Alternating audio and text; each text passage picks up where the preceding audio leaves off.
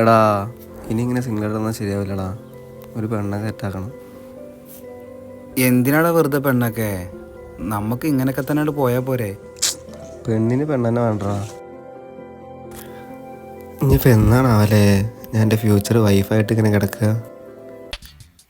ഫ്യൂച്ചറിലുള്ള കാര്യങ്ങളൊക്കെ നമുക്ക് പിന്നെ സംസാരിക്കാടാ. നമുക്കിപ്പോൾ പ്രസൻറ്റിലുള്ള കാര്യങ്ങളൊക്കെ നോക്കാം. ഒന്ന് റേഷൻ കടയിൽ പോകണം, പിന്നെ കുറച്ച് സാധനങ്ങൾ വാങ്ങാണ്ട്. ഈ കയറി അണക്കെങ്ങടെ പോകണ്ടെന്ന് പറഞ്ഞ്. റേഷൻ കടയ്ക്കും സാധനം വാങ്ങാനൊക്കെ പിന്നെ പോവാം. നമുക്ക് ആദ്യം റൂമിൽ പോവാം.